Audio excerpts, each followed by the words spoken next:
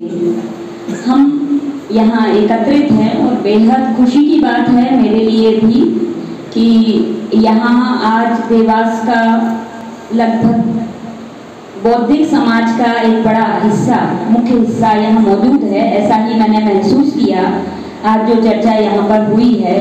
और ये सिर्फ एक औपचारिक चर्चा नहीं है, जितनी शिद्दत से आप लोगों ने इस छोटी सी सभा को इतना महत्व दिया है और उसे महत्वपूर्ण बना दिया अपनी उपस्थिति से, इसी से समझ में आ रहा है कि आप लोगों के अंदर भी कितनी बेचैनी है। आज जो ये समाज में जो घट रहा है उससे जो तकलीफ हो रही है कि ये आखिर क्यों और इसको कैसे बदला जा सकेगा, क्या कोई रास्ता नहीं है। ये जो अंदर ही अंदर जो हमारे समाज का प्रगतिशील तबका है, जागरूक तबका है, जो महसूस कर रहा है, उसी की अकुलाहट है, उसी की तकलीफ है कि हमें आज ये सभा भी इतनी महत्वपूर्ण लगी कि हमारे जो शहर के प्रबुद्ध लोगों ने इसके लिए समय निकाला है। धन्यवाद है सभी का और खुशी है मुझे। मैं रचना अग्रवाल हूँ, नेताजी सुभाष चंद्र बोस कमेटी जो ऑल इंडिया लेवल पर भी बनी है उसकी मैं सेक्रेटरीट मेंबर हूँ और मध्य प्रदेश स्तर पर भी बनी है, सभी राज्यों में बनाई गई है। तो मध्य प्रदेश स्तर पर जो कमेटी है उसकी मैं राज्य सचिव हूँ और ऐसे में ऑल इंडिया महिला सांस्कृतिक संगठन के माध्यम से मध्य प्रदेश में महिलाओं को संगठित करने का काम कर रही हूँ। और जो हमारा उद्देश्य है कि इस समाज में लोकतांत्रिक मूल्यबोधों को के प्रचार प्रसार के लिए सामाजिक सांस्कृतिक आंदोलन को तीव्र किया जाए, उसी क्रम में हम गतिविधियां करते हैं। आज इस कमेटी के माध्यम से जो आयोजन हुआ है और इस कमेटी का भी जो निर्माण हुआ था, इसका उद्देश्य बहुत स्पष्ट है। जो विद्वान लोग हैं उनके लिए तो बताने की आवश्यकता नहीं है, लेकिन जो हमारे नए साथी, युवा साथी यहाँ मौजूद हैं, मैं उनको जरूर बताना चाहूँगी कि दरअसल आज हम जिन परिस्थितियों से दो चार हैं अपने समाज में, हमारे देश की राजनीति में, हमारे देश की आर्थिक स्थिति में, हम जिन चीज़ों से जूझ रहे हैं उनका तोड़ क्या है, उनका रास्ता क्या है। जब हम इस पर विचार करते हैं तो हम पाते हैं कि ये जो हमारे देश में नवजागरण काल जो आया था, उसकी जो धारा आई थी, उसमें जो नया विचार आया था, नई सभ्यता को आधार करके, आज हम जिसको पूंजीवादी समाज कह रहे हैं, तो एक समय में नीति नैतिकता के क्षेत्र में मानवतावाद का लगाव लेकर आया था, या कहना चाहिए मानवतावाद की जो है नीति नैतिकता संस्कृति लेकर आया था, और जिसने वाकई में एक समय में रेनेसा जो हम दुनिया के स्तर पर देखते हैं, यूरोप के स्तर पर देखते हैं, जिसने नए विचारों का संपादन किया और समाज में एक नया चिंतन दिया, समानता के आधार पर, व्यक्ति स्वतंत्रता के आधार पर, और उससे जाति, धर्म, लिंग, नस्ल, हर भेदभाव को जो है अमान्य करके हर इंसान का जो है उसको समान अधिकार की बात, इंसान को केंद्र करके जीवन की बात को उठाया और उसको प्रचारित किया। और उसके लिए सिर्फ प्रचारित नहीं किया, संघर्ष किया, संघर्ष करके ऐसी व्यवस्थाओं की स्थापना करने की कोशिश की जिसमें संवैधानिक तौर पर, राजनीतिक तौर पर या कानूनी तौर पर भी इस समानता को स्थापित किया जा सके, और किया भी गया। जैसे कि हम देखते हैं यहाँ पर चर्चा में अलग अलग प्रकार से भिन्न धाराएं आकर टकराई हैं, ऐसे मूल रूप से जो है सभी एक सदिच्छा लेकर आए हैं और सद्भावना लेकर आए हैं समाज की बेहतरी के लिए, उसी ढंग से चाहते हैं, लेकिन फिर भी अपने अपने समझने का और कहने का जो अलग अलग ढंग है उससे हमारे नौजवान साथी थोड़े से भ्रमित हो सकते हैं। लेकिन मैं जो कहना चाहती हूँ इसको स्पष्ट रूप से समझना होगा। जैसे हमारे अभी बहुत युवा साथी ने कहा कि प्रेमचंद के जो विचार हैं वो शाश्वत हैं, उनका जो साहित्य के अंदर जो उन्होंने जो योगदान दिया है, जो उन्नत विचारों को प्रतिफलित किया है, वो इतने महान हैं कि उन्होंने कहा कि वो शाश्वत हैं।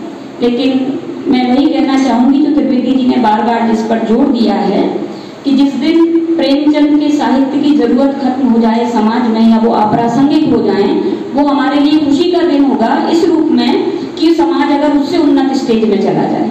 उसकी जरूरत ना रह जाए। लेकिन वो समय आने का मतलब है कि समाज बदलेगा, यानी सब कुछ परिवर्तनशील है, शाश्वत कुछ भी नहीं है यहाँ पर, नीति नैतिकता भी नहीं, संस्कृति भी नहीं, ये सब कुछ परिवर्तनशील है और इसके लिए हमें जो है खुला दिमाग रखकर तैयार रहना चाहिए। प्रेमचंद की प्रासंगिकता भी यहीं पर है।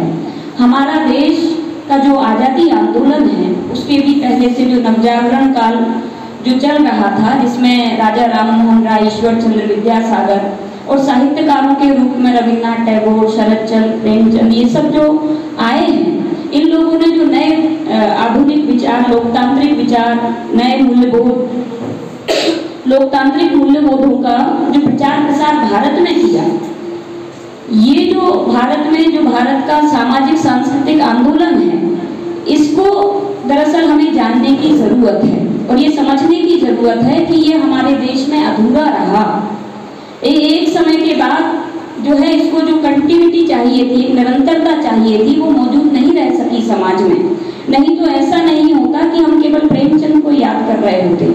प्रेमचंद 1880 की पैदाइश है उनकी, तो उसके बीच में तो कितना समय निकल गया, जो पूरी लेखकों की कड़ी होनी चाहिए थी लंबी, और जो इतने साहित्यकार, इतने कलाकार, इतने अलग अलग क्षेत्रों के विद्वान हुए, उन सबके द्वारा जो इसी क्रम को, इसी निरंतरता को, इसी संघर्ष को बनाए रखना था और इसको समाज के अंदर जो ले जाना था, जो आज यहाँ छटपटाहट और तकलीफ हमारे जो विद्वान साथियों ने व्यक्त की है कि नौजवान क्यों नहीं समझता, नौजवान क्यों नहीं महसूस कर पा रहा है, वो क्यों भटक जा रहा है आसानी से।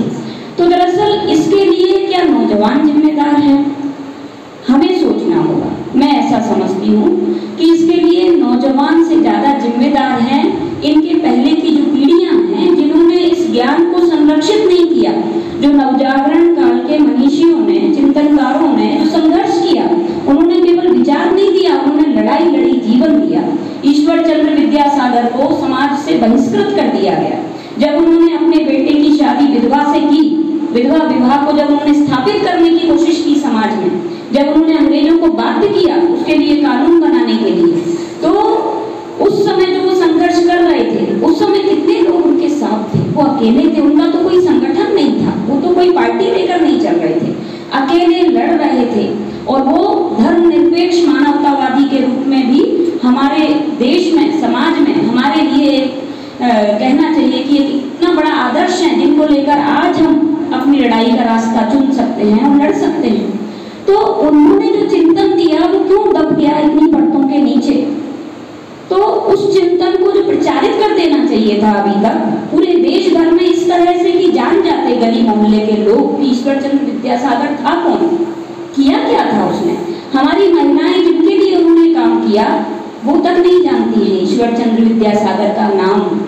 कितनी केवल शिक्षित जो महिलाएं होंगी और वो कितनी हैं? हमारे समाज का 50% तबका आज भी शिक्षित नहीं है, और जो शिक्षित है उनमें से भी इन विद्वानों के विचारों से कितने लोग परिचित हैं। मतलब हम जब यहाँ प्रेमचंद की सभा में बैठे हैं तब भी कितने लोग हैं जो प्रेमचंद को पढ़ चुके हैं। ये विषय है जो मुझे लगता है जिस पर विचार किया जाना चाहिए। और एक विषय यहाँ पर आया कि जो ये व्यवस्था है, इसमें आज जो हालात से हम जूझ रहे हैं, जिसमें लोभ, भ्रष्टाचार, अनैतिकता अपनी चरम पर है, इससे हम ये तो महसूस कर रहे हैं कि इसको बदलना चाहिए। लेकिन ये आया क्यों? आना ही स्वाभाविक था। यही तो ऐतिहासिक परिणति होगी एक व्यवस्था की कि वो आएगी, विकास करेगी। जैसे एक बच्चा पैदा होगा, जन्म लेगा, उसके बाद वो बचपन के बाद किशोर अवस्था में, फिर युवा अवस्था में जाएगा, उसके बाद उसका बुजुर्ग होना निश्चित है, उसका खत्म होना निश्चित है। इसलिए ये व्यवस्था कोई अमर होकर नहीं आई है, इसका टूटना निश्चित है। और ये बात आज हम केवल दोहरा रहे हैं, हम कह नहीं रहे, मेरी मूल बात नहीं है। मुझसे पहले हजारों हजार लोग इसको कह चुके हैं। प्रेमचंद भी उनमें से एक हैं और उन्होंने महाजनी सभ्यता में उस सामंतवादी महाजनी अकेले की बात नहीं की है, उन्होंने पूंजीवादी महाजनी की भी बात की है, जिसमें वो इस महाजनी सभ्यता को खत्म करने का आह्वान कर रहे हैं और विकल्प भी दिखा रहे हैं कि देखो पश्चिम की तरफ आज पश्चिम को केवल हम कोसते हैं ये कहकर कि पश्चिमी सभ्यता ने बिगाड़ दिया सब कुछ, लेकिन उन्होंने दिखाया कि पश्चिम की तरफ देखो, वो रूस में जो सूर्योदय हो रहा है नई सभ्यता का, उसमें वो मजदूरों काश्तकारों ने एक विकल्प दिया है पूरी दुनिया को कि इस महाजनी सभ्यता से छुटकारे का रास्ता भी कुछ है। तो वो रास्ता आज हो सकता है हमारा देश नहीं देख पाया हो, भविष्य में ये सब छुपा नहीं रह पाएगा और ये जो है निश्चित रूप से दुनिया भर के देशों में इतना प्रचारित होगा कि दुनिया भर के जो मजदूर हैं, काश्तकार हैं, किसान हैं, जो श्रम के बल पर जीते हैं, जो बनाते हैं दुनिया को, वो जो है इसको पहचानेंगे और अपने अपने समाज में, अपने अपने देश में उसके लिए संघर्ष करेंगे। तो ये बात प्रेमचंद तब कह गए हैं। आज हम 2020 में हैं, 100 साल से ज़्यादा हो गए उनकी बातों को, जब वो मैच्योर हुए, परिपक्व लेखन जब उन्होंने किया। ये महाजनी सभ्यता जो लेख है ये उनका शुरुआत का नहीं है, ये उनके बाद के समय का है, जब वो परिपक्व हो गए थे। सबसे अंतिम जो उनका नॉवेल है गोदान, उसमें सबसे बेहतर ढंग से जो उन्होंने पूंजीवाद की सारी विसंगतियों को, सारे जो शोषण को जो इतना स्पष्ट किया है, वो गोदान में हम एक एक कदम पर उसको महसूस कर सकते हैं कि किस तरीके से किसान का शोषण हो रहा है, किस तरीके से शोषित होते होते वो ऐसी हालात में पहुंच गया जहां वो जमीन खो देगा, वो सर्वहारा हो जाएगा, यानी वो मजदूर में तब्दील हो जा रहा है और उसका बेटा गोबर मजबूर होकर शहर जाकर मजदूरी करने को मजबूर है। और किस तरीके से शहर में बैंक और कारखानों के जो मालिक हैं उनकी कैसी दोस्ती है और कैसे वो मिलकर मजदूरों का शोषण करते हैं, कैसे एक मजदूर, एक भला मानुस वो जो है शराब की लत में डूब जाता है, बर्बाद हो जाता है। कई लोग शिकायत करते हैं कि शराब के खिलाफ आप आंदोलन चलाती हैं, क्यों चलाती हैं? वो तो मजदूर लोग तो अपने आप पीते हैं, वो तो खुद चाहते हैं कि मतलब जो अपने बच्चों की शिक्षा के लिए पैसा नहीं देते हैं, शराब में डुबा देते हैं। अरे आप उनकी परिस्थितियों पर ध्यान दीजिए। प्रेमचंद जो या कोई भी साहित्यकार जो हमें दिखा रहा है कि कोई इंसान कैसे उस तरह का बनता है, उसके लिए उसकी परिस्थितियां दोषी होती हैं, उसकी वस्तुगत स्थिति जिम्मेदार होती है। कोई व्यक्ति मन चाहे ढंग से नहीं बन सकता। जैसे अभी यहाँ पर एक और ढंग से बात आई कि कुछ लोग जैसे पैदाइशी महान हैं, पैदाइशी महान नहीं होते हैं लोग। सुभाष चंद्र बोस उन्होंने कहा है इस बात को कि ऐसा नहीं है कि जो जिन लोगों को आज हम महान व्यक्ति के रूप में जानते हैं वो पैदाइशी महान थे या बहुत मेहनत करते हुए, प्रयास करते हुए, संघर्ष करते हुए उनको वो बड़ा दर्जा हासिल करने के लिए संघर्ष ना करना पड़ा हो। बात ऐसी नहीं है। इसलिए महान कोई पैदाइशी नहीं होता है, उसको प्रयास करते हुए, संघर्ष करते हुए जो है अपने जीवन में जो है उस जगह पर पहुंचता है। इसका माने क्या है? इसका माने है कि मैं और आप सब बड़े बन सकते हैं, सब महान बन सकते हैं। मैं कहना चाहती हूँ अपने नौजवान साथियों से कि हम सब बड़े बन सकते हैं। हम प्रेमचंद, भगत सिंह, सुभाष चंद्र बोस हम क्यों नहीं बन सकते? हम बन सकते हैं, पर बनने के लिए क्या करना होगा? कभी भी क्या ऐसा कोई व्यक्ति को हम महान कहते हैं या वो महान हुआ है जो अपने निजी स्वार्थ पर चलता है? निजी स्वार्थी व्यक्ति कभी महान नहीं होता। तो जो व्यक्ति निजी स्वार्थ को त्याग सकता है, व्यक्ति स्वार्थ को त्याग कर समाज स्वार्थ में अपना जीवन लगा सकता है, वही महान व्यक्ति बनता है। तो महान हुआ जा सकता है और आज हमारे समाज को ऐसे लोगों की जरूरत है। बात केवल हमें आपको महान बनने की बात नहीं है। आज समाज को ऐसे लोगों की जरूरत है जो व्यक्ति स्वार्थ को त्याग कर सामाजिक हित में इस लड़ाई में कूद पड़े, शामिल हो जाए। प्रेमचंद को हम केवल एक साहित्यकार के रूप में इसलिए याद करें कि उन्होंने क्या क्या लिखा, इससे भी ज़्यादा महत्वपूर्ण क्या बात है? इससे भी ज़्यादा महत्वपूर्ण है उनका चरित्र, जिससे हम सीख सकते हैं। क्योंकि लिख देना तो आसान है, हम आप भी आज कुछ चाहें तो लिख सकते हैं, एक लेख लिख देंगे क्या क्या करना चाहिए, आदर्श रूप में ये होना चाहिए, लेकिन उसको जीवन में जब हम लेकर चलेंगे और तब कहेंगे तो उसका एक मूल्य होगा, तब उसका मूल्य बनता है। जब प्रेमचंद ने अपने उपन्यास में दो विधवाओं का विवाह कराया, प्रेमा नॉवेल में, प्रेमा उपन्यास में जब वो विधवा का विवाह कराते हैं, ये वो समय है जब वो अपने जीवन में अपनी पहली पत्नी जो उनकी बहुत समय पहले छोड़कर चली गई थी, तो उसके बाद जब वो दूसरा विवाह करते हैं तो एक जो बाल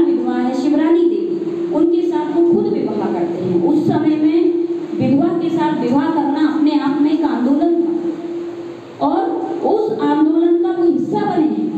जब गांधी जी ने आह्वान किया कि असहयोग करो सरकार को, नौकरियां छोड़ दो, छात्रों से कहा कॉलेज स्कूल छोड़ दो, तब प्रेमचंद, जिनकी एकमात्र आय का साधन था उनकी सरकारी नौकरी 174 रुपए की, उस नौकरी को छोड़ दिया उन्होंने और कूद पड़े असहयोग आंदोलन में। अगर वो ऐसा ना करते तो क्या इस तकलीफ को वो समझ सकते थे कि असहयोग आंदोलन को जब एकाएक खत्म कर दिया गया चोरा चोरी की घटना के बाद, तो वो कितना गलत हुआ।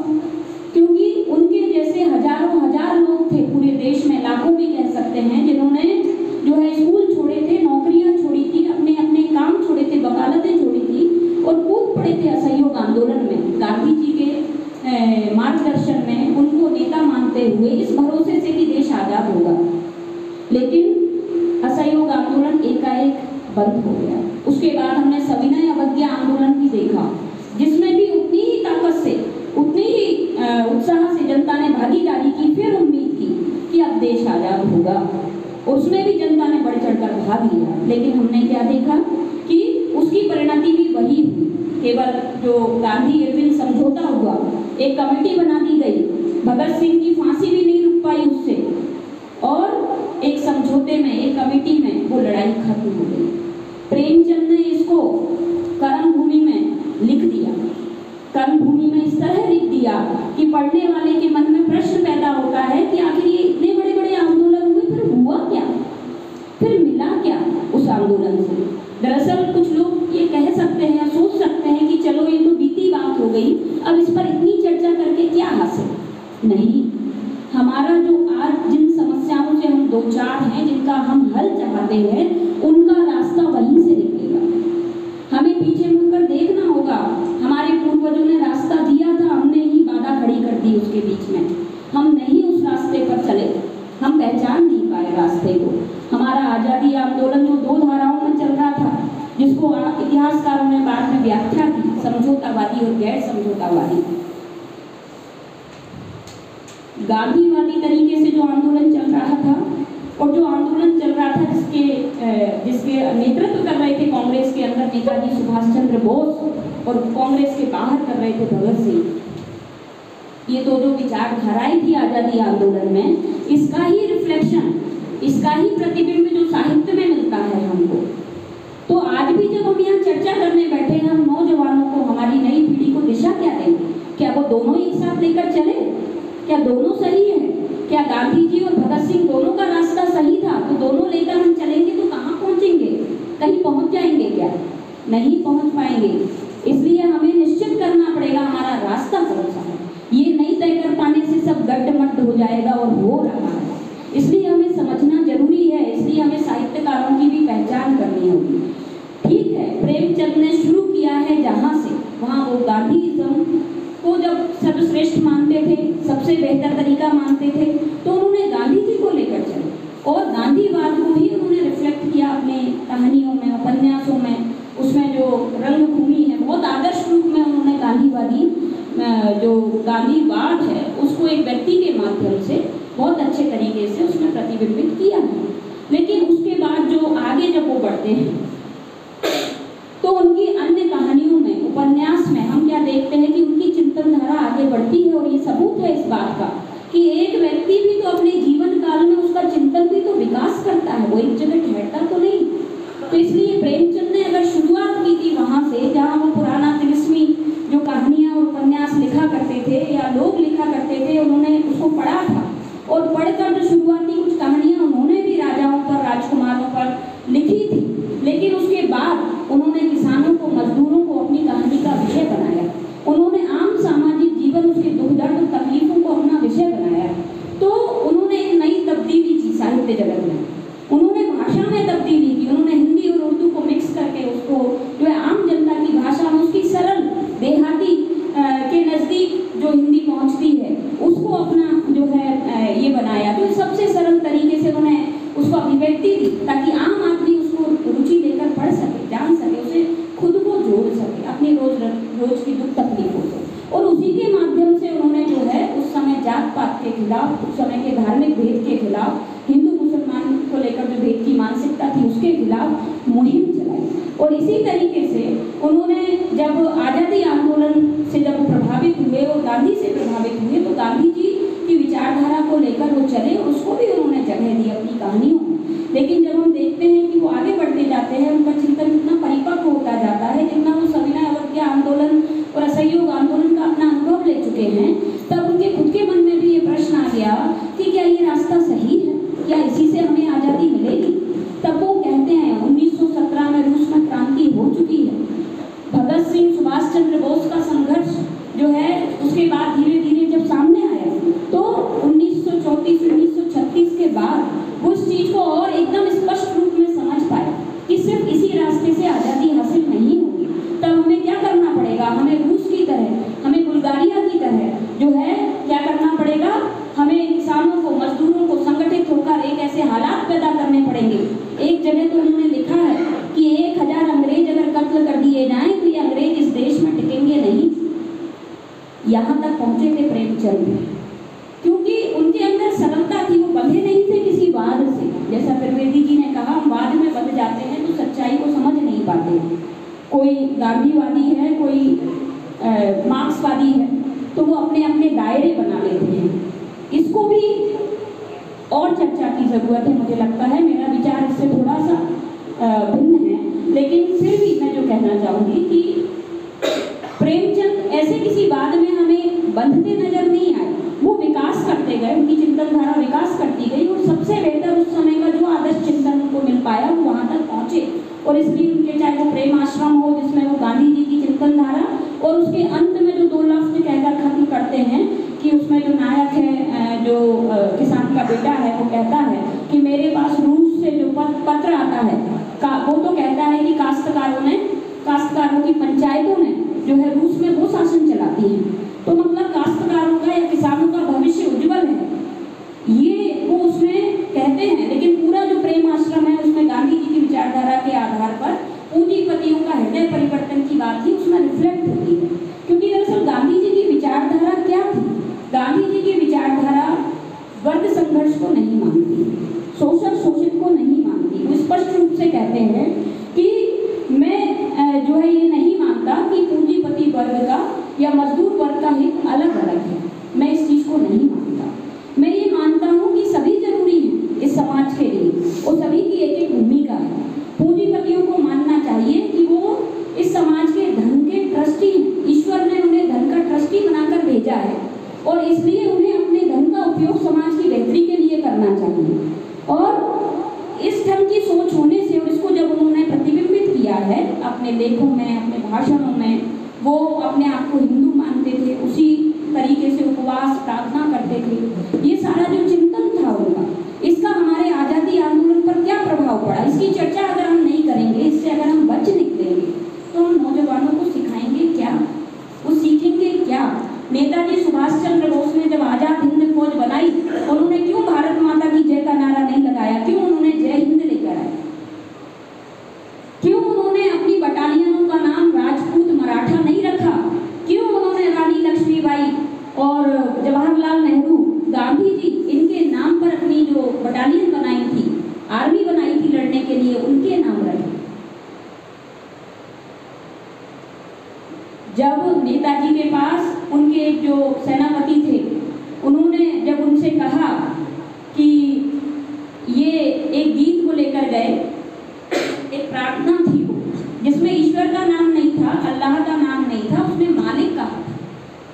तो कहीं ना कहीं जो फीलिंग काम करती है लोगों के अंदर, उन्होंने नेताजी से कहा कि इसको हम अपनी आज़ाद हिंद फौज की प्रार्थना के रूप में स्वीकार कर सकते हैं क्या। तो नेताजी सुभाष चंद्र बोस बहुत नाराज हुए और उन्होंने कहा कि देखिए, इस तरह की किसी भी चीज़ को मैं नहीं चाहता कि मेरे काम में कोई जगह मिले, इसकी कोई आवश्यकता नहीं है। मतलब धर्म का, जाति का कोई भी ऐसा तरीका जो कि एक रास्ता बनाए लोगों के चिंतन में, आज़ाद हिंद फौज के लोगों के चिंतन में जाति या धर्म रहे, उनका भेदभाव का कहीं भी कोई जगह रहे, इसको वो नहीं चाहते थे और इसको उन्होंने फाइट किया। सिर्फ चाहते नहीं थे, बात ऐसी नहीं थी, चाहते तो गांधी जी भी नहीं थे, गांधी जी भी चाहते थे कि मुस्लिम भी आए आंदोलन में, हर जाति के लोग आए, लेकिन प्रैक्टिकली जहाँ लागू करने का सवाल होता है, जब कांग्रेस कांग्रेस का अधिवेशन हुआ दक्षिण भारत में, गांधी जी ने पेरियार को खत लिखा कि 3 प्रकार की रसोई का प्रबंध करना होगा, उच्च जाति के ब्राह्मणों के लिए, हिंदुओं के लिए, और जो निम्न जाति के जो हिंदू हैं उनके लिए, और तीसरा मुस्लिमों के लिए। पेरियार ने बहुत नाराज होकर फिर उनको जवाब दिया कि इस तरह का बंदोबस्त मैं नहीं कर सकूंगा और मैं इससे सहमत नहीं हूँ। जो लोग एक साथ मिलकर खा नहीं सकते वो एक साथ मिलकर लड़ेंगे क्या, प्राण क्या देंगे, जिनके अंदर अगर इतनी भेदभाव की मानसिकता है। तो गांधी जी ने उनको जवाब दिया कि देखिए ये हमारे आपसी मसले हैं, इनको हम आज़ादी आंदोलन के बाद समझ लेंगे, तब सुलझा लेंगे। लेकिन क्या ये चिंतन सही है? ये चिंतन सही नहीं है। इसकी वजह है क्योंकि जाति धर्म से जुड़े जो सांस्कृतिक बदलाव का मसला है या लोकतांत्रिक चिंतन को, समानता के चिंतन को ले जाने का मसला है, ये राजनीतिक रूप से जो आज़ादी आंदोलन चल रहा है उसी के साथ साथ नहीं चलेगा तो वही हाल होगा जो आज हमारे देश का है। सिर्फ लोग जिम्मेदार नहीं है व्यक्तिगत रूप से, ये जो आज़ादी आंदोलन चला है इसमें भी तो कमी है। इसमें ये जो सामाजिक सांस्कृतिक आंदोलन चलना चाहिए था इतनी ताकत से, उसको तो उसके झंडे को उतार कर नीचे रख दिया गया। केवल राजनीतिक लड़ाई लड़ी गई जिसमें जाति और धर्म से समझौता कर लिया गया। तभी तो ये हुआ। जो जननायक है, जो देश को नेतृत्व दे रहा है, देश का नेता है, वो अगर एक धर्म का झंडा लेकर चले, एक धर्म को मानने वाला खुद को घोषित करे, मंच पर बैठकर उपवास करे, तो मुस्लिमों का भरोसा कैसे जीतेगा? चंद मुसलमान गिनती के आ जाएंगे आज़ादी आंदोलन में, जैसा आए थे गांधी जी के प्रभाव से। लेकिन क्या आम मुसलमान आया? मुस्लिम लीग क्यों बन गया? मुस्लिम लीग इसीलिए बना। तो ये सारी वजह हम क्यों नहीं ले जाएंगे अपने नौजवानों के बीच, हमारे लोगों के बीच? वो नहीं जानेंगे तो वो समझेंगे क्या? वो तय कैसे करेंगे? उन्हें कौन सा रास्ता लेना है? नेताजी सुभाष चंद्र बोस को हम क्यों याद कर रहे हैं? नेताजी सुभाष चंद्र बोस ने हमें वो रास्ता दिखाया था गैर समझौतावाद का। कांग्रेस जिसने जो एक प्लेटफॉर्म थी, जिसने आज़ादी की लड़ाई लड़ी गई, जिसके माध्यम से उसमें हर विचारधारा के लोग थे उस समय। वो ये कांग्रेस नहीं थी जो आज है, उस समय हर विचारधारा के लोग थे, समाजवादी लोग भी उसमें थे। तो उसमें जो कांग्रेस थी उसके अंदर नेताजी सुभाष चंद्र बोस जब लौट कर आए विदेश से शिक्षा ग्रहण करके, उसके बाद जब वो गांधी जी से मिले, फिर जो है बैरिस्टर बोस से मिले, सॉरी उनका नाम मैं स्लिप कर रही हूँ, आप लोग को याद दिलाएं, देशबंधु चित्तरंजन दास, देशबंधु चित्तरंजन दास से मिले। और देशबंधु चित्तरंजन दास जो है वो गैर समझौतावादी विचार रखते थे काफी दूर तक। उनसे नेताजी सुभाष चंद्र बोस सहमत भी हुए, प्रभावित भी हुए, और उनके साथ मिलकर उन्होंने बंगाल में उस लड़ाई को शुरू किया। लेकिन कांग्रेस के अंदर नेताजी सुभाष चंद्र बोस ही थे जिन्होंने 1928 में हरिपुर कांग्रेस के अध्यक्ष चुने जाने के बाद अपने अध्यक्षीय उद्बोधन में पहली बार ये घोषणा की थी कि हम डोमिनियन स्टेट नहीं, हम पूर्ण आज़ादी चाहते हैं, हम स्वराज्य चाहते हैं। कांग्रेस तो तब तक इसकी बात ही नहीं कर रही थी। कांग्रेस बात कर रही थी स्वशासी शासन, डोमिनियन स्टेट, यानी अंग्रेजों के अंडर में रहकर ही हमें भी थोड़ी जो है कुछ छूट मिल जाए शासन करने की, वो मांग कर रही थी कांग्रेस। सुभाष चंद्र बोस ने वहां पर बहुत स्पष्ट अपने भाषण में कहा है, बहुत अच्छा उनका भाषण है वो, जिसको पढ़ा जाना चाहिए। उसकी प्रतियां मैं कहूँगी कमेटी से कि वो प्रतियां उपलब्ध कराए, ज़्यादा से ज़्यादा लोगों को, साथियों को बांटे आम पब्लिक में कि क्या भाषण दिया था नेताजी सुभाष चंद्र बोस ने हरिपुरा कांग्रेस के अध्यक्षीय उद्बोधन में। उन्होंने बहुत स्पष्ट रूप से 3-4 बातें कही उसमें, जिसके कारण अंग्रेजों के साथ साथ कांग्रेस का समझौतावादी धड़ा भी नाराज हो गया। उन्होंने कहा हमें पूर्ण आज़ादी चाहिए, हम अंग्रेजों को बर्दाश्त नहीं कर सकते इस देश में। उन्होंने कहा कि ये जो दूसरा जो उस समय जो विश्व युद्ध की आहट मिल रही थी, उस समय जो परिस्थितियां तैयार हो रही थी, 1930 की जो मंदी थी उसके पहले से जो हालात बन रहे थे, जो कि समझ में आ रहा था कि हम लड़ाई की तरफ बढ़ रहे हैं या बढ़ेंगे, तो उसको उन्होंने एक पॉजिटिव उसमें देखा। और उन्होंने शायद मैं भूल कर रही हूँ क्योंकि ये शायद उनका जो अगला जो 1929 में जो उनका भाषण हुआ त्रिपुरी में, उसमें उन्होंने ज़्यादा स्पष्ट ढंग से 1929 और 30 में इसको कहा। लेकिन उन्होंने उसमें जो बात कही कि किसान और मजदूरों को हमें आज़ादी की लड़ाई में खींच लाना होगा। और उन्होंने कहा कि मतलब जो रूस है वो हमारे लिए मित्र शक्ति के रूप में इस आज़ादी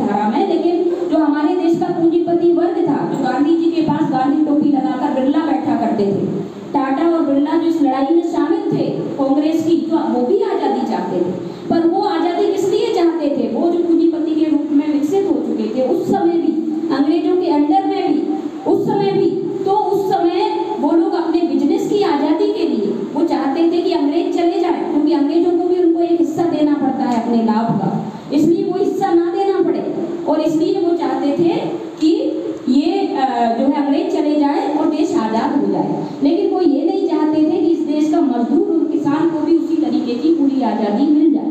तो इसलिए वो जो है आज़ादी आंदोलन में शरीक तो थे, लेकिन इसलिए जो धारणा उनकी थी आज़ादी की, वो नेताजी सुभाष चंद्र बोस, भगत सिंह या चंद्रशेखर आज़ाद की आज़ादी की धारणा से पूरी तरह अलग थी। तो इस बात को हमें समझना बहुत ज़रूरी है, और इसलिए जो गैर समझौतावादी धारा को आज़ादी आंदोलन में दबा कुचल दिया गया, भगत सिंह को फांसी चढ़ा दिया गया, नेताजी सुभाष चंद्र बोस आज़ाद हिंद फौज के बाद, जैसा कि हम जानते हैं कि उनके विषय में कोई निश्चित बात पता नहीं चल पाई, आज़ाद हिंद फौज भी जापान पर हिरोशिमा और नागासाकी में चूंकि अमेरिका ने बम गिरा दिया तो उसके कारण जापान भी पीछे हट गया, मदद नहीं कर पाया, आज़ाद हिंद फौज आगे का संघर्ष कंटिन्यू नहीं रख पाई, निरंतरता नहीं रख पाई उसकी, और उसको खत्म कर दिया। भारत छोड़ो आंदोलन चला, उसके जरिए जनता ने जो रोष प्रकट किया, भारत छोड़ो आंदोलन का जब आह्वान किया गांधी जी ने, तो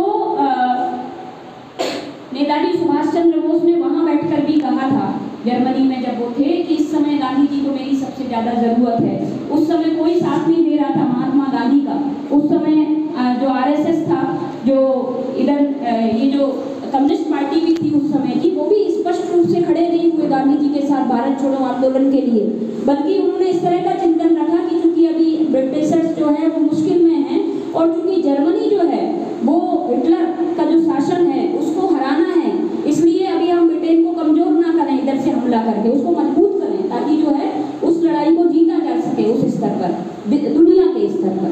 लेकिन सुभाष चंद्र बोस ने यहाँ पर जो बात रखी कि यही सही मौका है चोट करने का और हमें आज़ादी हासिल करनी